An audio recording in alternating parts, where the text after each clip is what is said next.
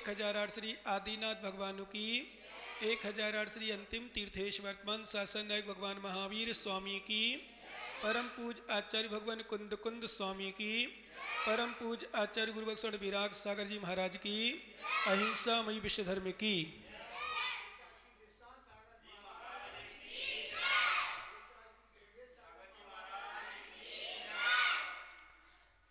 देखिए, जीवन में व्यक्ति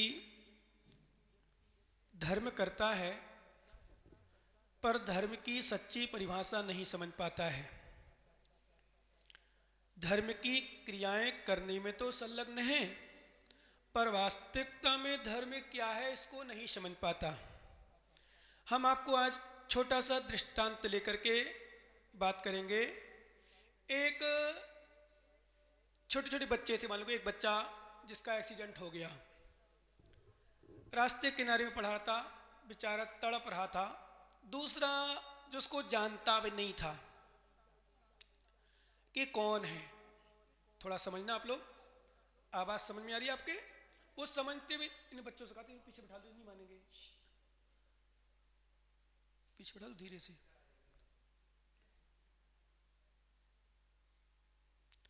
क्या वो नहीं जानता था कौन है, पर उसके मन में आई कि मैं इस पर दया करूं, इस पर करुणा करूं, इसकी दया करूं, इसकी रक्षा करूं, इसको हॉस्पिटल भेजाऊं। लेकिन वो बालक था, उसके पास कुछ नहीं था, साइकिल भी नहीं थी, गाड़ी भी नहीं थी, पैदल स्कूल जा रहे थे। उसने अनेकों गाड़ियों को रोकने का प्रयास किया, यहां तक कि बड़े बड़े मंत्री विधायक की गाड़ियों को भी रोकने का प्रयास किया। आखिर में कोई गाड़ी नहीं रुकी। समझ में आप लोगों को यार, बातें नहीं करना बिल्कुल, और जिनको बातें करना हो तो दरवाजा खुला हुआ है, थोड़ा शांति बनाओ। बच्चे यदि डिस्टर्ब करें तो उनको शांति प्रेम से आवाज करके नहीं, धीरे से उनको मौन कर दें, है ना।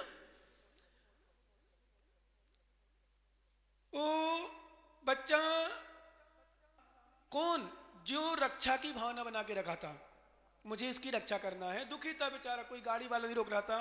आखिर मुझसे रहा नहीं गया, उसने एक गाड़ी को पत्थर मार दिया, उसका कांच फूट गया। जैसे ही कांच फूटा, नई गाड़ी थी, उसको गुस्सा आई, उसने ब्रेक लगाया, उसको उठाया और 2-4 चांटे मारे। क्यों रे, तूने गाड़ी क्यों फोड़ी थी, मेरी कांच क्यों फोड़ दिया, मेरी नई गाड़ी लाई थी, मैं अपने बच्चे को लेने जा रहा था। थोड़ा सा समझना। अंकल जी, एक बच्चा तड़प रहा है, उसको हॉस्पिटल ले जाना है, उस साइड है किनारे में, उस रोड की उस साइड है, उसको ले चलो प्लीज, इसकी सहायता कर दो, मदद कर दो, ये तड़प रहा है, यदि हॉस्पिटल नहीं पहुंच पाएगा तो मर जाएगा। सभी लोग ध्यान सुनना। तुझे शर्म नहीं आती है कि मैं अपने बच्चे को लेने जा रहा था, मुझे स्कूल जाना, मुझे देर लेट हो रही, मुझे ऑफिस भी जाना, ये करना है, वो करना है, घर के काम करना है बहुत सारे। प्लीज अंकल जी मान लो, मेरी बात मान लो, बेचारा तड़प रहा है बच्चा, उसको रक्षा करना है, उसकी रक्षा कर दो, सहायता कर दो, मेरा उससे कोई स्वार्थ नहीं है, मेरा कोई संबंध नहीं है, आप उसकी रक्षा कर दो।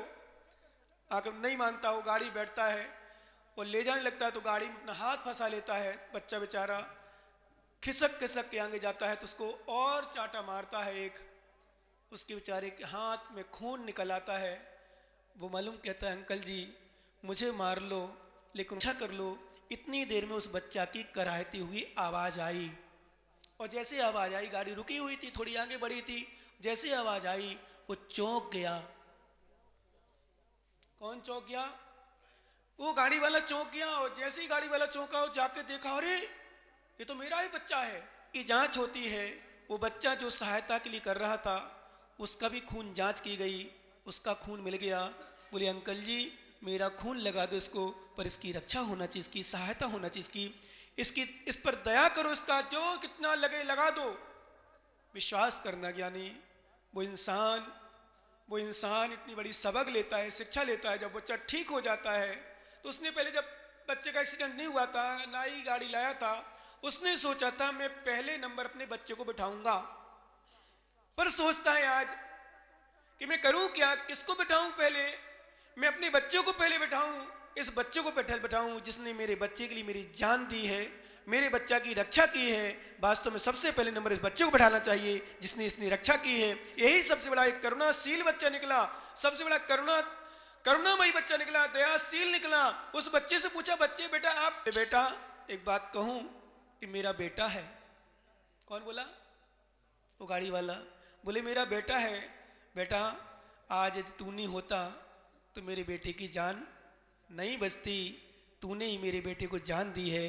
बेटा जितना तेरा उपकार किया जाए, जितनी सहायता की जाए उतना मैं करूँगा।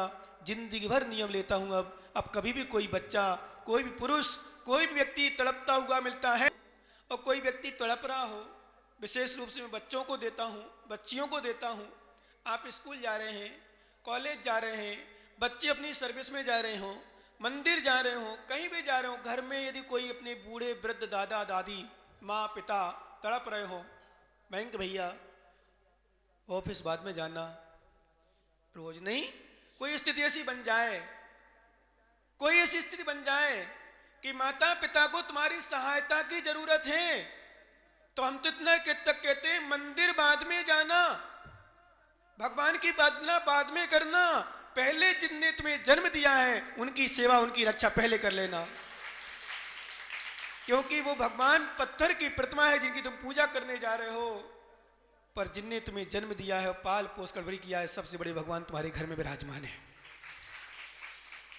मैं सबसे बड़े भगवान विराजमान, उनकी सेवा करना, दया करना, उन पर करुणा करना। बच्चियों से मैं हमेशा कहता हूं, पढ़ लिख करके कुछ बन भी जाओ और माता पिता का ध्यान नहीं दिया तो तुम्हारा कुछ नहीं होगा। माता पिता पे ध्यान दो। अभी मैंने एक कोटेशन सुनाया था, स्लोगन सुनाया था, पत्नी मां को लेकर के सिरसागंज में, अराव वालों को भी सुना दूं। पत्नी भगवान के दिए गए, भगवान के द्वारा दिया गया उपहार है। ध्यान सुनना, समझ में आ रहा भैया? पत्नी भगवान के द्वारा दिया गया उपहार है, पर मां उपहार के स्वरूप में भगवान है। कुछ समझ में आया? आपको नहीं आया क्या अजित भैया? पत्नी भगवान के द्वारा दिया गया उपहार है, उपहार में आई है, लेकिन मां उपहार के रूप में भगवान का रूप है। विश्वास करना ज्ञानी, ध्यान रखना। मैंने एक इंग्लिश में एक स्लोगन सुनाया था, कोटेशन सुनाया था, don't forget the mother in love of wife. Understand? यानी don't forget the mother in love of wife. पत्नी के प्रेम में मां को कभी मत भुला देना। क्या? पत्नी के प्रेम में मां को कभी मत भुला देना। पत्नी से प्रेम करना, पर मां को इतना चाहना कि दुनिया को ठुकरा देना, पर मां को कभी मत ठुकराना। माँ हमारे लिए बहुत रक्षक है, माँ बहुत बड़ी सेवा की माँ ने, बहुत बड़ा उपहार। जिसे मैं बहुओं से कहता हूँ हमेशा, जो बहुएं अपनी सास की सेवा ना करती हूँ, ध्यान रखना माताओं, जितनी माताएं बहू में बैठी हों, सास की सेवा ना करती हों, तो एक बात नोट कर लेना, सास की सेवा इस उद्देश्य से कर देना सिर्फ कि तुम अपनी माँ की सेवा करती थी या माँ का ध्यान करती हो, माँ का याद करती हो, तो माँ से बढ़कर तुम्हारी सास है। ध्यान रखना जितनी बहुएं हैं, मां से बढ़कर तुम्हारी सास है। तुम्हारी मां ने तो सिर्फ तुम्हें जन्म दिया है। क्या? तुम्हारी मां ने तो सिर्फ तुम्हें जन्म दिया है, पर तुम्हारी सास ने तुम्हारे पति को जन्म दिया है। किसको जन्म दिया? तुम्हारे पति को जन्म दिया। इसलिए सास को कभी नहीं भूलना चाहिए। सास की सेवा जितनी बन सके, जितनी कर सको करो। करुणा सबसे बड़ा धर्म है, दया सबसे बड़ा धर्म है। ध्यान रखना, दया धर्म का मूल। आप लोग सब जानते हो, मुझे ये शब्द कहने की अब जीवन में उतारने लायक है। ध्यान रखना, एक राजा मंत्री के साथ जंगल में विचरण कर रहा था। ये छोटे छोटे दृष्टांत इसलिए सुना रहा हूं, ये हमारे लिए काम आता है। क्योंकि एक बात नोट कर लेना आप लोग, हम किसी के साथ, सुशील भैया, अच्छा करते हैं, तुम्हारे प्रति कोई गलत भी सोचे तो भी उसके प्रति तुम अच्छा ही सोचना। गलत सोचने वाले का फल बुरा ही मिलेगा, वो अच्छा करने वाले का फल हमेशा अच्छा ही मिलता है। ये नियम है। इसलिए जीवन में गांठ बांध लेना, ये अपने दिल में बांध लेना, किसी का भी बुरा नहीं करना, चाहे भले कितना भी किसी ने बुरा हमारे साथ किया हो, कोई हमारा बुरा चाह रहा हो, बुरा हमारे लिए विषय कह रहा हो, कुछ भी कर रहा हो, हमें उसके प्रति बुरा नहीं सोचना, हमें अच्छा ही सोचना है। ये नोट कर लेना आप जीवन में हमेशा के लिए। क्या समझ में आ रहा? क्या नहीं, कोई कितना भी बुरा सोचे तुम्हारे प्रति, क्योंकि हमें टिट फॉर टैट नहीं बनना कथन जी इस विषय में।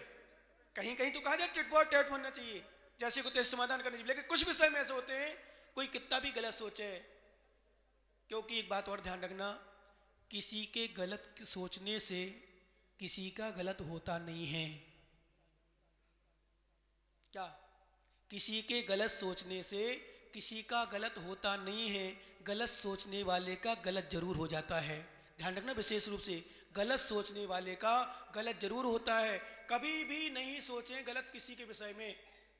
हमारे प्रति कोई कितना भी गलत सोच रहा हो, कितना भी गलत कर रहा हो, तो भी गलत ना सोचें। अपने दिल में हमेशा दूसरों के प्रति अच्छी भावना बनाएं। क्या?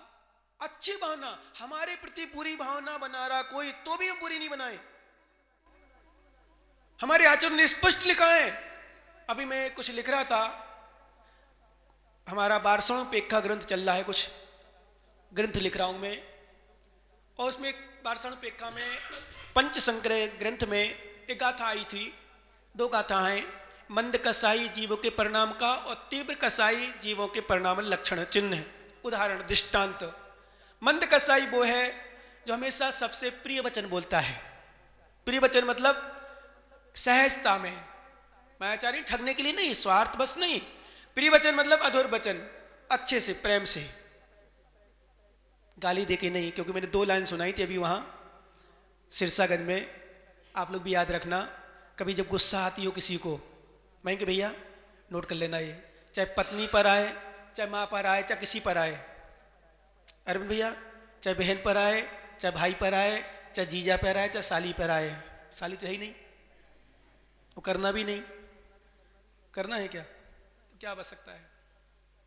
बाबा जी सभी लोगों, वृद्ध लोगों के लिए, प्रमोद, प्रदीप, क्या नाम है, प्रमोद भैया, कभी गुस्सा, क्यों गुस्सा, माता ध्यान रखना, जिन जिनके पति पर, पति को या पत्नी पर, पत्नी को या पत्नी पर पति को या पति पर पत्नी को गुस्सा आती हो तो शिकायत रहती, बोले महाराज हमारे जे बड़ी गुस्सा करत हैं। शिकायत करती हैं जैसे उनको ना आती हो। गुस्सा हर इंसान को आती है लगभग, हम नहीं कहते हमें गुस्सा नहीं आती, पर हर बात पर गुस्सा, हर विषय में गुस्सा, ये उचित नहीं है, श्रेष्ठ नहीं है। गुस्सा भी आए तो प्रेम से बोलो। पत्नी ने समय पर, दीप्ति ने समय पर खाना ना बनाया हो, मान लो सपोज करो, हो सकता है, तो फिर क्या करें? दीप्ति जी तुमने खाना नहीं बनाया, मुझे स्कूल जाना है ना। ओह मजा आ गया। क्या मजा आ गया? जैसे एक बार क्या हुआ, पत्नी की आदत होती, कभी लड़ाई होती पत्नी और पति से, तो अधिकांश तक मैं पीहर चली जाऊंगी, मैं माँ के चली जाऊंगी। तो मालूम पति क्या कहे? सूटकेस तैयार कर दे, कपड़े तैयार कर दे, अटैच तैयार, जो भी ले जाती हो ले तैयार। बोले ले देवी तू जा पीहर। क्या बोले? तू पीहर चली जा, मैं ससुराल चला जाऊंगा और बच्चों को ननिहाल भेज दूंगा। क्या नहीं समझ में आया सनील? क्या पत्नी को गुस्सा आए, कस्से में कहे मैं पीहर जाऊंगी, तो क्या करना चाहिए? बोले जा देवी मैं सूटकेस तैयार कर रहा हूं, लेकिन कहीं भी रहे पर रहेंगे सब एक साथ। उसकी गुस्सा शांत हो जाएगी। भाई पीहर चली जाए तो अपने ससुराल चले जाना, बच्चे ननिहाल चले जाएंगे तो कहां जाएंगे? आएंगे अराव, कहां रहेंगे? तीनों रहेंगे। तो गुस्सा शांत होती है, क्योंकि गुस्सा शांत के लिए 2 लाइन किसी लिखी है, तुम्हारी शान घट जाती, तुम्हारी शान घट जाती कि रुतबा घट गया होता, जो गुस्से में कहा तुमने वही हंस के कहा होता। क्या? तुम्हारी शान घट जाती कि रुतबा घट गया होता, जो गुस्से में कहा तुमने वही हंस के कहा होता। हंस के प्रसन्नता में करो, देखो आज आनंद लो ना, क्योंकि कहा है प्रसन्न होकर के कोई बात कहते हैं तो श्वान भी बात मान जाता है। अच्छे प्रेम से कोई बात करते हैं तो शत्रु भी बात मान लेता है। फिर तो हमारी पत्नी है, हमारा परिवार है। विश्वास करने की बात, अराव वाले ध्यान रखना, नोट कर लेना। जितने लोग हैं, बातें नहीं करना ज्ञानी, जितने लोग हैं नोट कर लेना। घर को यदि स्वर्ग बनाना है, घर को यदि स्वर्ग बनाना है तो प्रेम से बोलना शुरू कर दो, घर स्वर्ग बन जाएगा। और घर को नरक बनाना है तो जो मन में आए एज यू विश, ढंग से नहीं कर पाते हैं। और एक गरीब खेत में जाकर डिगनर सर्दी में भी रजाई ओढ़ के खींच के सो जाता है। सर्दी में भी, गर्मी में खेत में सो जाता है, खुले में, खुले आकाश में। कहाँ के मच्छर, कहाँ की गर्मी, कहाँ की सर्दी, कहाँ का क्या, कहाँ का डंलप का गद्दा, कहाँ का बिस्तर, कहाँ का क्या, कुछ नहीं। क्यों? क्योंकि नींद पैसों के कारण नहीं आती है। नींद जब व्यक्ति निश्चिंत होता है तब उसको नींद आती है, क्योंकि नींद पुण्य से आती है, पापियों को नींद भी नहीं आती, ध्यान रखना।